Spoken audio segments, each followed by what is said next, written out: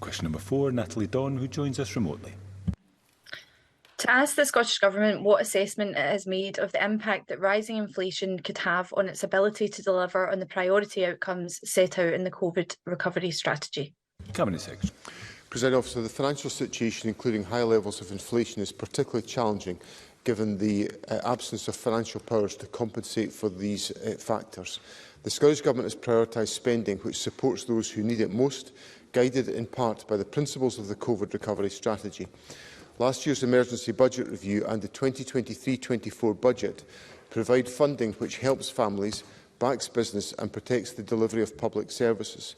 The Scottish Government is committed to making progress towards the shared COVID recovery strategy outcomes in partnership with local government and other partners, and will continue to prioritise spending which is targeted to support those in most need.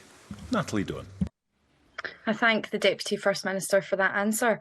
One of the key priorities within the recovery strategy is financial security for low-income households, and it's been announced this morning that inflation is still at an eye-watering 10.5%, 5 times higher than the Chancellor's target, with basic food items such as milk and cheese increasing by up to 46%.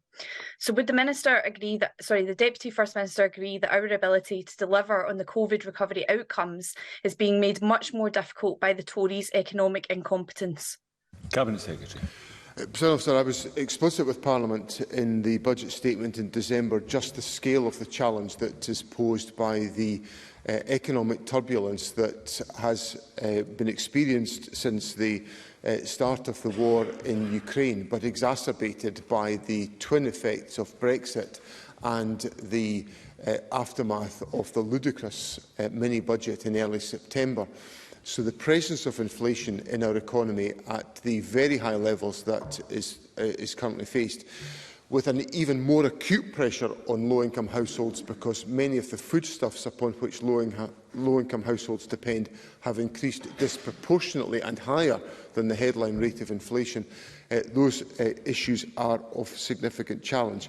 That is why the Government has prioritised the increase in the Scottish Child Payment to the extent that we have. It's why I also announced an uprating of benefits under our control by 10.1% to do all that we can to try to address the difficult circumstances that low-income households face.